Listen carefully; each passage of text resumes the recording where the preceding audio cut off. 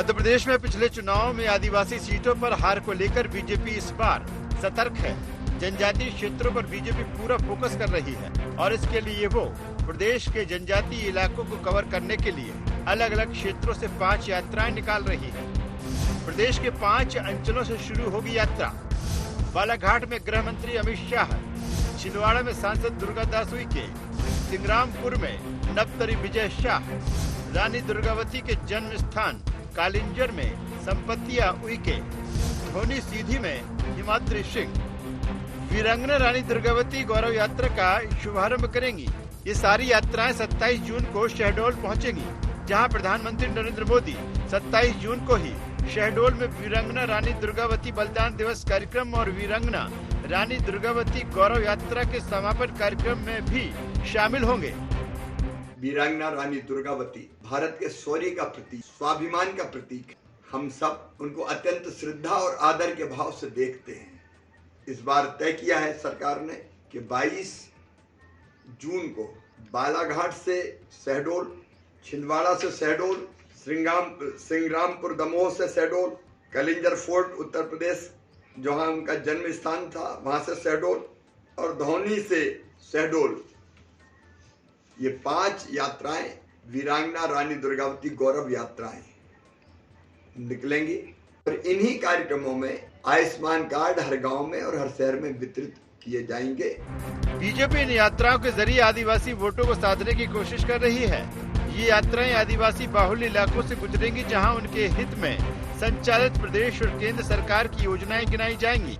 तो वहीं 27 जून को शहडोल में प्रधानमंत्री नरेंद्र मोदी की उपस्थिति में समापन कार्यक्रम में स्किलनेस एनीमिया बीमारी से मुक्ति का कार्यक्रम भी लॉन्च किया जाएगा। प्रधानमंत्री प्रतीकात्मक रूप से मध्य प्रदेश में 1 करोड़ आयुष्मान कार्ड का वितरण करेंगे। बीजेपी को इससे चुनावी फायदा मिलने की उम्मीद है, तो कांग्रेस का कहना है कि बीजेपी कुछ भी कर ले, उसे इस बार आदिवासियों का वोट मिलने से रहा। यात्रा का उद्देश्य सही हो। जब जनता को लगता है कि इस यात्रा उनकी समस्याओं को लेके है, उनको एनपार करने के लिए है, उनको ताकत देने के लिए है वो यात्रा, उनके जीवन में कुछ बदलाव लाने के लिए वो यात्रा, तो यात्रा का लाभ मिलता है। पर जब जनता समझ रही है कि ये जनता को एक और बार गुमराह करने के लिए, जनता पर एक और बार जुमले फेंकने के लिए ये जनता के बीच जा रहे हैं, तो जनता तो प्रश्न लिए बैठी है कि आए तो सही है जनता के बीच में। जनता नहीं दौड़ा दौड़ा के इनको मारे तो देख लेना। मध्य प्रदेश में आदिवासियों की 20% आबादी है और 80 से अधिक सीटों पर वो सीधा असर डालते हैं। 47 सीटें तो उनके लिए आरक्षित है। कहा जाता है कि जिस ओर आदिवासी जाता है उसकी सरकार बन जाती है। 2018 में आदिवासी वोटों की बदौलत कांग्रेस की सरकार बनी थी। बीजेपी 2023 के विधानसभा और लोकसभा चुनाव में आदिवासी वोटों को अपने पाले में खींचने की कोशिश में लगी है। देखना यह है कि उसकी ये कोशिश कितनी कामयाब होती है। Bureau report, IND 24।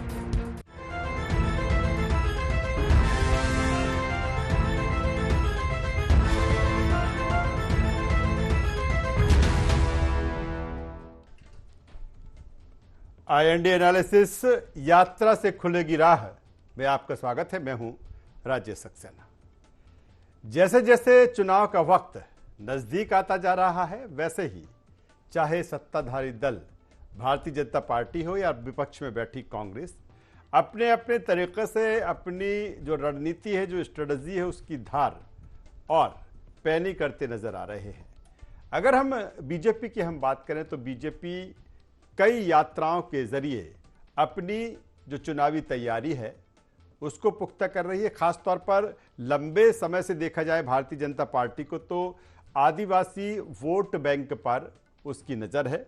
उसका कारण ये भी है कि 2018 की अगर हम बात करें तो 2018 के चुनाव में ये वर्ग जो कहीं ना कहीं भारतीय जनता पार्टी के पास हुआ करता था, लेकिन छिटका, और जो बीजेपी है उस जादुई आंकड़े 116 के आंकड़े से काफ़ी पीछे रह गई और कांग्रेस उस जादुई आंकड़े से नज़दीक रही और उसने सरकार बनाई।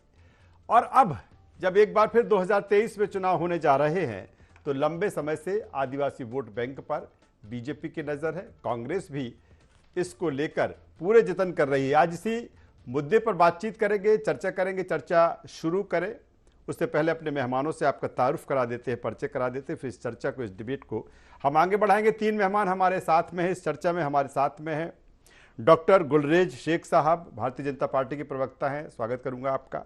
हमारे साथ में है कांग्रेस के युवा नेता प्रवक्ता अमित तांवरे जी। अमित जी, आपका स्वागत है। और वरिष्ठ पत्रकार के तौर पर चैतन्य भट्ट साहब हमारे साथ जुड़ रहे हैं, उनका भी स्वागत करता हूँ। मैं डॉक्टर गुलरेज शेख साहब के पास में आता हूँ। डॉक्टर गुलरेज, क्या जिस तरह से तमाम सारी यात्राएं निकाली जा रही हैं और ख़ासतौर पर जो आदिवासी बेल्ट है वहाँ से यात्राएं जाएंगी, इस यात्रा के जरिए सधेगा आदिवासी वर्ग, यह मान लिया जाए? सभी को नमस्कार। राजेश जी, आवाज आ रही है आपको हमारी? जी आ रही है, बेहतर तरीके से आ रही है, आप बोलिए। देखिए, जहां तक यात्राओं का विषय है, भारतीय जनता पार्टी की 9 साल से जो केंद्र में सरकार चल रही है और मध्य प्रदेश में जो हमारी सरकार चल रही है, सांस्कृतिक उत्थान के लिए और अपने महापुरुषों को आगे लाने के लिए, जिनको मिटा दिया गया कांग्रेस के शासनकाल में, जिनको भुला दिया गया कांग्रेस के शासनकाल में, जो कुछ भी कर सकती है वो कर रही है।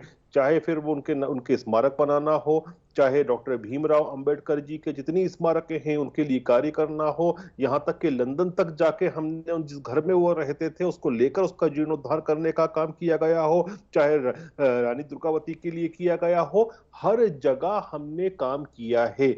और इसको आप यदि वोट से जोड़ना चाहें तो ठीक है, पॉलिटिकल बहस में हम कर सकते हैं, लेकिन कुछ चीज होती है जिसको हम विचारधारा कहते हैं। सर, सवाल तो इस बात को लेकर उठता है, ठीक है आप जो कह रहे हैं बेहतर कर रही है भारतीय जनता पार्टी, हमें अपने महापुरुषों को, आदर्शों को याद करना चाहिए, लेकिन सवाल तब खड़े होते हैं जब चुनाव में 4 से 5 महीने का वक्त बचा हुआ है और तब इस तरह की चीजें, इस तरह की कवायद हो रही है। नहीं, बिल्कुल गलत बात है ये। जब टाटिया मामा के लिए हमने किया था तब कौन सा चुनाव था? उत्तर मिलेगा आपको, कोई चुनाव नहीं था। जब डॉक्टर भीमराव अंबेडकर जी के लिए हम कर रहे थे तब कौन सा चुनाव सामने खड़ा था? तब भी कोई चुनाव नहीं था। जब भोपाल के स्टेशन का नाम परिवर्तन किया गया था तब कौन सा चुनाव था? तब भी कोई चुनाव नहीं था। चुनाव आते जाते रहेंगे। ये देश, ये समाज, ये संस्कृति जो है ये हमेशा रहने को है, उसका उत्थान हमको करना है। दूसरा एक और विषय है जहां तक आदिवासियों के ऊपर, यस ये बात सच है, हमारा प्राइम फोकस है, और उसका कारण ये है कि पंडित दीनदयाल उपाध्याय की जो सोच थी, जो विचार था, वो अंत्योदय का था कि सबसे पिछड़ी पंक्ति में जो व्यक्ति खड़ा है उसको आगे लाना। और सबसे पिछड़ी पंक्ति में वास्तव में यही लोग हैं। जब कांग्रेस की सरकार हुआ करती थी तो आदिवासी क्षेत्र जो मध्य प्रदेश के थे वहां महिलाओं की प्रसव की दर कितनी थी पता है आपको? संस्थागत प्रसव होता था केवल 2 से 2.5%। ये WHO का आंकड़ा है। आज 86% से ज्यादा होता है। इलेक्ट्रिफिकेशन ऑफ विलेजेस नहीं हुआ था, वो हमारी सरकार ने करके दिखाया है। कोई चुनाव या ना चुनाव की बात नहीं थी। उनके वहां पर जाने के लिए सड़कें तक नहीं हुआ करती थी, वो हमने मुहैया कराई है। पाठशालाएं नहीं थी, बच्चे जो थे वो पढ़ लिख नहीं पाते थे, वो हमने करके दिखाया है। तो आदिवासी हुए, पिछड़े हुए, दलित हुए, इनका तो पहला हक बनता है, वो हम दे रहे हैं। चलिए, आप चुनाव मैं दोबारा आता हूं। डॉक्टर गुलरेज शेख साहब, मैं दोबारा आपके पास में आता हूं। अमित तांवरे जी हमारे साथ में हैं। अमित जी, वो कह रहे हैं कि हमारे जो गौरव हैं, हमारे जो आदर्श हैं, जो हमारे महापुरुष हैं, खासतौर पर चूंकि जो आज हम जिस पर चर्चा कर रहे हैं वो आदिवासियों को लेकर चर्चा कर रहे हैं, लंबे समय से गुलरेज शेख साहब कह रहे हैं कि चूंकि हम बहुत पहले से इस वर्ग पर फोकस थे, नाम बदलने की बात हो, चाहे हबीबगंज स्टेशन की, या तमाम सारी चीज़ें, लेकिन मुझे लगता है ये सारी चीज़ें 1-1.5 साल के अंदर ही सारी चीज़ें हुई हैं। मेरा सवाल इस बात को लेकर है, आपको क्यों लग रहा है कि इन यात्राओं के जरिए भारतीय जनता पार्टी लोगों को गुमराह कर रही है? देखिए, भारतीय जनता पार्टी की जो आप सर्वे रिपोर्ट देख लें या जितनी भी सर्वे रिपोर्ट इस समय मध्य प्रदेश के चुनावों को लेकर आ रही है, हम किसी की भी बात कर लें, उन सारे सर्वों में भारतीय जनता पार्टी की, उनकी सरकार की क्या स्थिति है ये आपसे और हमसे छुपा हुआ नहीं है। रही बात, प्रधानमंत्री जी आ रहे हैं, प्रधानमंत्री जी महाकाल लोक भी आए थे, उन्होंने उद्घाटन किया। उसके बाद क्या स्थितियाँ वहाँ पर निर्मित हुई, कितना भ्रष्टाचार करके वहाँ पे सारी चीज़ें ये आपने हमने देखा। अब ये बात कर रहे हैं आदिवासी के लिए, सभी चीज़ों के लिए, बहुत अच्छी बात है, लंबे समय से आपकी सरकार है। और लेकिन सबसे महत्वपूर्ण बात ये होती है कि जब हम सरकार में होते हैं, हम जिस वर्ग की बात कर रहे होते हैं उस वर्ग के लिए आपने क्या किया है, ये सबसे महत्वपूर्ण बात होती है। अभी आंकड़ों की बात हो रही थी, मुझे बताइए कि पिछले लगभग 18 साल से भारतीय जनता पार्टी की सरकार है, कौन सा ऐसा साल रहा होगा जिसमें आदिवासी अत्याचार में मध्य प्रदेश प्रथम 5 में ना रहा हो? ये आपकी कथनी और करनी में अंतर दर्शाता है। सबसे महत्वपूर्ण बात आप देखिए, आए दिन मध्य प्रदेश में आदिवासी जो हमारे युवा हैं, किस तरीके से पुलिस प्रताड़ना में उनकी मौतें हो जाती हैं। और जब कांग्रेस के ही वहाँ पे आदिवासी विधायक जाते हैं, हमारे जो ओमकार सिंह मरकाम जी जाते हैं, उनके साथ प्रशासन जो है वो किस तरीके से का कॉलर पकड़कर दुर्व्यवहार करता है। जब एक आदिवासी विधायक के साथ मध्य प्रदेश में ये स्थिति है, तो उस आम आदिवासी के साथ मध्य प्रदेश में क्या होता होगा, ये आप और हम सब लोग समझते हैं। ये सिर्फ एक इवेंट है, इवेंट के जरिए किसी का भला नहीं होता, चाहे वो नरेंद्र मोदी जी आ जाएं, कोई भी आ जाए, लेकिन हमारे आदिवासी भाई बहन सारे वर्गों के लोग ये जानते हैं और ये पूछेंगे नरेंद्र मोदी जी से कि मोदी जी, हमने लगभग 4 बार भरोसा कर कर शिवराज जी को मुख्यमंत्री बनाया, शिवराज जी ने हमको क्या दिया? आप तो आए हैं और दिल्ली उड़ जाएंगे शाम को, लेकिन हमारा वास्ता तो शिवराज सिंह जी से पड़ना है। जिस शिवराज सिंह जी के राज में आप बताइए कि आदिवासी वर्ग के लिए बहुत बड़ी बड़ी बातें करते हैं, इन्होंने क्या किया? क्यों? आखिर जो एनसीआरबी के आंकड़े हैं ये हमारे आंकड़े नहीं है, ये प्रदेश कांग्रेस कमेटी के आंकड़े नहीं है, ये एनसीआरबी के आंकड़े हैं जो केंद्र सरकार के अधीन आता है।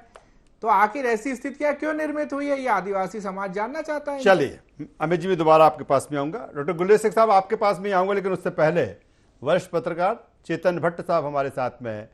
चेतन जी, किस तरह से देखें इन यात्राओं को लेकर, क्योंकि जिस तरह की जो चीज़ें हैं और जो चाहे आदि वर्ग से जुड़े हुए जो गौरव रहे हैं इस देश के, उनको याद करने की बात हो या फिर उन क्षेत्रों के उत्थान की बात हो या उस क्षेत्र के बेहतरी की बात हो, क्योंकि चुनावी साल में सारी चीज़ें हो रही हैं, यानी कि पूरा फोकस अगर लंबे समय से देखा जाए तो इस वर्ग पर है, क्योंकि दोनों पार्टियां इसके मर्म को जानती हैं। 47 सीटें आती हैं, लगभग 80 सीटों पर ये असर डालती हैं। देखिए राजेश जी, इसमें कोई संदेह नहीं है कि आदिवासी वर्ग बहुत बड़ा है मध्य प्रदेश में, और हमारे महाकौशल का तो बहुत बड़ा एरिया जो है वो आदिवासी बाहुल्य क्षेत्र है, चाहे वो डंडेरुई हो, चाहे अनूपपुर हो, चाहे मंडला हो, इसमें तमाम आदिवासी लोग रहा करते हैं। आदिवासियों की समस्याओं के लिए हमेशा से आवाज उठाई जाती रही है। जल जंगल जमीन उनकी जो पुरानी एक मांग थी, उसको लेकर जरूर अभी मध्य प्रदेश शासन ने पैसा कानून बनाया है, लेकिन ये भी उल्लेखनीय है कि ये पैसा कानून तो 96 में बन गया था, लेकिन मध्य प्रदेश में अभी आया है जी। दूसरी बात जो है कि ये जो यात्राएं निकाली जा रही हैं, ठीक है, अपने राजनीतिक स्ट्रेटेजी के तहत इस तरह की यात्राएं अगर भारतीय जनता पार्टी निकाल रही है और वो अगर आदिवासियों को जोड़ने का काम कर रही है, तो ये उसका अपना एक राजनीतिक स्टंट हो सकता है। लेकिन सवाल इस बात का है कि आदिवासियों की स्थिति कैसी है। मुझे लगता है कि आदिवासी बाहुल्य क्षेत्र में अभी भी आदिवासियों की स्थिति वैसी है जैसी आज से 10 साल पहले थी। इसमें कोई सुधार नहीं हुआ। हाँ, जो आदिवासी नेता हैं वो जरूर, उनकी अपनी स्थिति बहुत अच्छी हो गई। जैसे हमारे यहाँ फग्गन सिंह कुलस्ते जी हैं, वो लंबे समय से मंत्री भी रहे, सब कुछ रहे, उनकी स्थिति बहुत अच्छी हो गई, लेकिन आदिवासियों की स्थिति वैसी की वैसी है। दूसरी बात यह है कि अब चूंकि चुनाव है, आगामी 4-6 महीने के भीतर चुनाव होने वाला है, तो भारतीय जनता पार्टी हर वर्ग को संभालने की कोशिश कर रही है, चाहे वो संविदा वाले कर्मचारी हों या डॉक्टर्स हों या कर्मचारियों को महंगाई भत्ता देने की बात हो या महिलाओं के लिए लाडली बहना जैसी योजनाएं। तो हर वर्ग को साधने की जो कोशिश की जा रही है, वो सारी कवायद जो है वो चुनाव के मद्देनजर होगी, क्योंकि चुनाव जीतना सबसे महत्वपूर्ण कार्य होता है किसी भी पॉलिटिकल पार्टी के लिए, क्योंकि जब वो सत्ता में आता है तभी वो लोगों का भला कर सकता है, जो कुछ भी भला कर सकता हो। पूरा भला तो खैर वो अधिकतर अपना करते हैं, लेकिन थोड़ा बहुत जो भी अगर जनता के लिए होता है तो वो तभी हो पाता है जब वो सत्ता में होता है।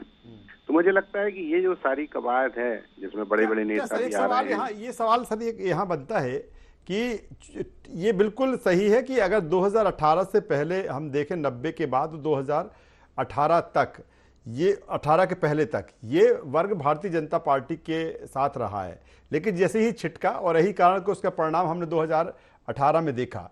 जो कुछ चीज़ें अभी तकरीबन 1.5-2 साल के भीतर हुई हैं भारतीय जनता पार्टी से, चाहे भोपाल का जो रेलवे स्टेशन उसके नाम बदलने की बात की जाए, या फिर जिस तरह से राष्ट्रपति द्रौपदी मुर्मू जी को जिस तरह से बनाया गया, ये सीधे पैसा एक्ट जिस तरह से लाया गया, क्या ये चीजें बीजेपी को रिकवर करेंगी? नहीं, देखिए 18 तक जो भी इस भारतीय जनता पार्टी की सरकार रही, जाहिर सी बात है कि आदिवासियों को ये लगा होगा कि इतने लंबे समय से जो पार्टी शासन कर रही है उसने हमारा भला नहीं किया, तो वो छिटक के कांग्रेस के पाले में चली गई। और उसका फायदा ये हुआ कि कांग्रेस को 2018 में सत्तासीन कर दिया उसने। तो मुझे लगता है कि भारतीय जनता पार्टी को ये बात समझ में आई कि आदिवासी चूंकि बहुत महत्वपूर्ण है इस प्रदेश में और 80 सीटों पे उनका प्रभाव पड़ता है, तो 230 में के हिसाब से अगर 80 सीटों का आप लगा लें तो 40% के हिसाब से 40% सीटें जो है वो आदिवासी बाहुल्य मानी जा सकती हैं। तो इसलिए इस तरह की जो बातें की जाए, चाहे रानी कमलापति का नाम बदलने की बात हो या द्रौपदी मुर्मू जी को राष्ट्रपति बनाने की बात हो, ये जो सारी चीजें हैं ये आदिवासियों को अपने तरफ खींचने की कोशिश है। लेकिन सवाल ये उठ जाता है कि अब आदिवासी इस चीज को समझता है कि नहीं समझता है, या वो ये समझता है कि ये सारी जो कवायद है ये सिर्फ चुनाव जीतने के लिए की जा रही है। क्योंकि अभी तक जो पिछली बार जो चुनाव हुआ था उसमें निश्चित रूप से कांग्रेस को आदिवासियों का बहुत सपोर्ट मिला था और उसी का प्रतिफल था कि कांग्रेस को एक बार इतने लंबे समय बाद सत्ता हासिल हुई थी। भारतीय जनता पार्टी का ये जो प्रयास है ये अपनी तरह से हो सकता है कि उसका फायदा उसको मिले, लेकिन अब ये देखना आवश्यक होगा कि चुनाव में इसका कितना फायदा मिल पाता है और भारतीय जनता पार्टी कितने आदिवासी बाहुल्य इलाकों को चुनाव में कितना फायदा भारतीय जनता पार्टी को इसका मिल पाता है कि कवायद तो तमाम तरह की हुई। डॉक्टर गुलरेज शेख साहब, जो तमाम सारी चीजें हैं ये भारतीय जनता पार्टी मान चुकी है कि इनके जरिए जो वैतरणी है वो पार हो जाएगी 2023 की? देखिए, वैतरणी जिसको आप कह रहे हैं ना, वो तब पार होती है जब आप जनता के बीच में काम करते हो तो आप जीतते हो, जब आप ग्रास रूट्स पर मेहनत करते हो तो जीतते हो, जब आपका कार्यकर्ता जनता की समस्याओं को लेकर आपके पास आता है और आप उसका निराकरण करते हैं और ऐसी योजनाएं बनाते हैं कि जो सच में उसका हकदार है उस हकदार तक पहुंचती है तो आप जीतते हो।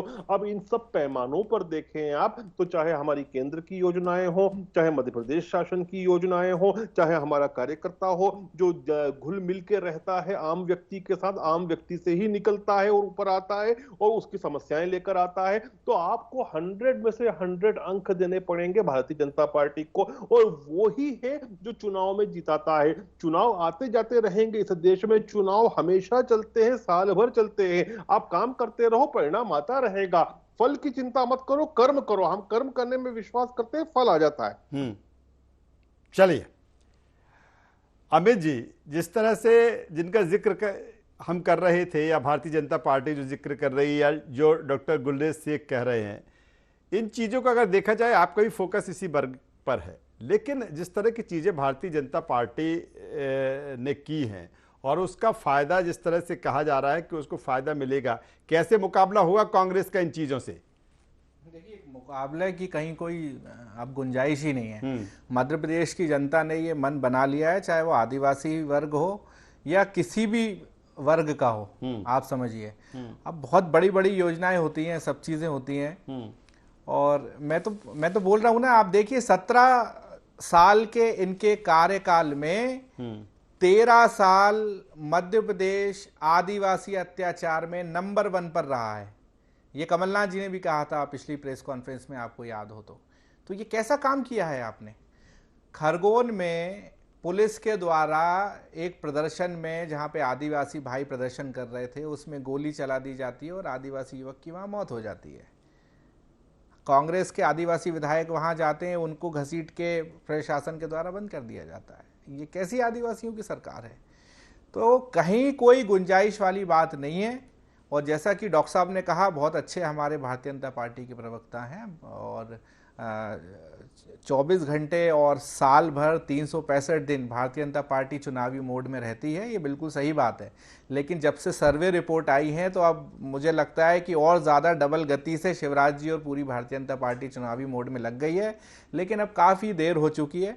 जनता ने, हर वर्ग ने आपको बहुत लंबे समय तक आशीर्वाद दिए। कल्पना करिए, एक व्यक्ति को 4-4 बार मुख्यमंत्री बना दिया गया उसके बाद भी यदि किसी वर्ग के ये हालात हैं, सिर्फ आदिवासी वर्ग की बात नहीं करते हम, वो जो बेरोजगार है मध्य प्रदेश का, उसमें आदिवासी वर्ग भी आता है।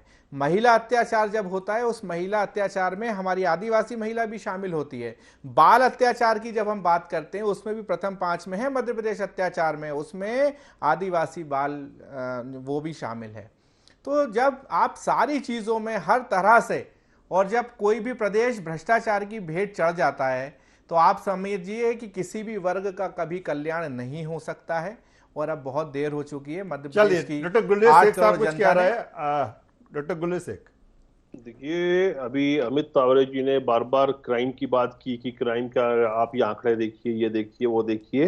तो वास्तविकता ये है कि मध्य प्रदेश में शिवराज जी की बड़ी स्ट्रिक्ट इंस्ट्रक्शन है पुलिस को कि कोई भी आदिवासी, कोई भी दलित, कोई भी गरीब, कोई भी महिला यदि आती है और आपको कंप्लेंट करती है तो आपको उसके ऊपर एफआईआर दर्ज करनी ही पड़ेगी। यहाँ वैसा नहीं होता कि कमलनाथ जी मुख्यमंत्री थे और छिंदवाड़ा में उनके क्षेत्र की एक आदिवासी बच्ची के साथ रेप होता है, कई दिनों तक वो घूमती फिरती रहती है, भटकती रहती है, और उसकी एफआईआर दर्ज जब तक नहीं होती, जब तक हमारे लोगों को आगे नहीं आना पड़ता है। तो आप बताइए। तो एफआईआर दर्ज हो, भले ही आंकड़ा आए, लेकिन न्याय मिले, ये बात जरूरी है और हम उसके लिए प्रतिबद्ध हैं। मतलब डॉक्टर साहब, मैंने जो कहा है वो सही आंकड़े पेश करें, मैं तो बस ये जानना चाहता हूं। आप बहुत समझदार प्रवक्ता है मध्य प्रदेश भारतीय जनता पार्टी के। बच्चे से खिलौना भी मध्य प्रदेश में छीना जाएगा, पुलिस के द्वारा गोली चलाई गई है, उसकी मौत हुई है, खिलौना नहीं है ये। मैं क्या कह रहा हूं आपको, किसानों पे भी गोलियां चलाई, आदिवासियों पे भी चलाई, आप कह रहे हो खिलौना। तो उस पर भी एफआईआर होगी, उसको भी दंडित किया जाएगा,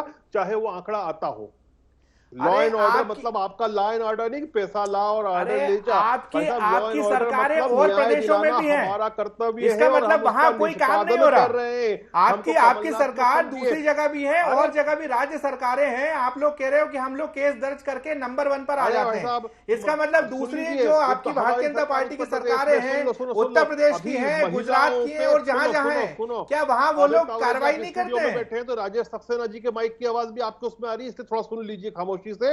राजस्थान में यदि आप पॉपुलेशन रेट, अरे हम मध्य प्रदेश की बात कर रहे हैं, यदि राजस्थान की बात करनी है तो मैं राजस्थान पे आ जाऊंगा। चलिए अभी मध्य प्रदेश की बात, चलिए हम यात्राओं पे रहें, दोनों के लिए महत्वपूर्ण है ये यात्राएं, दोनों के लिए यात्राएं महत्वपूर्ण। चलिए अमित जी डॉक्टर गुलेश शेख साहब, दोनों के लिए ये यात्राएं महत्वपूर्ण है, दोनों के लिए रणनीति स्ट्रेटेजी महत्वपूर्ण है। चुनावी समय है और चुनावी बेला है, समय नजदीक आता जा रहा है। आखिर में सीधे चेतन भट्ट साहब के पास में आता हूं। चेतन भट्ट साहब, 2 चीजें हैं। एक तो जिन को लेकर आज हम ये चर्चा कर रहे हैं, एनालिसिस कर रहे हैं, उन 5 यात्राएं जो हैं, चाहे बालाघाट से हो, छिंदवाड़ा से हो, सिंगरामपुर से हो और कालिंजर से हो, दोहनी सीधी से हो, मेरा सीधा सवाल इन यात्राओं का कितना फर्क पड़ता होगा जनमानस में। और दूसरा सवाल, लगा हुआ सवाल मेरा उससे सटा हुआ एक सवाल ये है कि 2023 में विधानसभा के साथ जिस तरह से पीएम नरेंद्र मोदी आ रहे हैं, अमित शाह आ रहे हैं, तमाम बड़े नेता आ रहे हैं, 24 की चिंता है, इसके जरिए 24 को भी साधा जा रहा है। नहीं, देखिए राजेश जी, इसमें तो कोई संदेह नहीं है कि जो 23 का चुनाव विधानसभा का, वो आगामी 24 के लोकसभा चुनाव का एक सेमीफाइनल होगा। इससे ये पता लगेगा कि जनता का जो मूड है वो किस तरफ है, भारतीय जनता पार्टी की तरफ है, एनडीए की तरफ है, या यूपीए की तरफ है।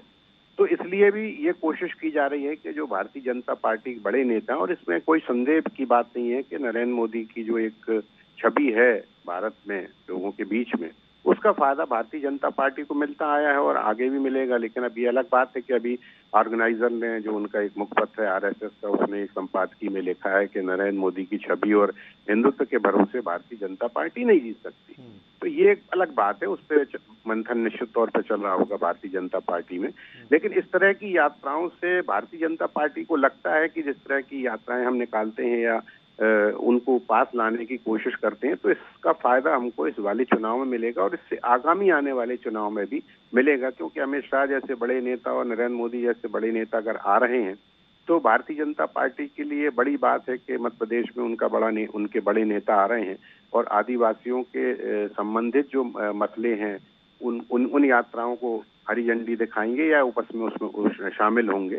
तो भारतीय जनता पार्टी की ये कोशिश है कि इस तरह की यात्राओं से वो हर तरफ से जो यात्राएं निकाली जा रही हैं, उसका फायदा आदिवासी बहुल्य क्षेत्रों में उसको आगामी चुनाव में मिल सके। चलिए, बेहतर बात आप कर रहे हैं चेतन भट्ट साहब। अब चुनाव है और ऐसे में चाहे वो भारतीय जनता पार्टी हो फिर कांग्रेस हो, यात्राओं के जरिए कहीं ना कहीं एक बेहतर कनेक्टिविटी कैसे जनता से बन सकती है, कैसे वोटर से एक बेहतर कनेक्टिविटी बन सकती है, कैसे उनसे संवाद हो सकता है। और यही कारण है कि जो समय चल रहा है वो यात्राओं का ही चल रहा है, वो मेल मिलाप का चल रहा है। जो कुछ पार्टी ने, सरकार ने जो कुछ किया है उसको बताने का चल रहा है, या फिर विपक्ष में बैठी कांग्रेस क्या कुछ करेगी, कौन सी ऐसी चीजें रहेंगी वो जनता के लिए, वो बताने का है। और यही कारण है कि तमाम सारी यात्राएं चल रही हैं। उसी में भारतीय जनता पार्टी की ये 5 यात्राएं, तीनों मेहमानों का यहां पर धन्यवाद करूंगा, शुक्रिया करूंगा।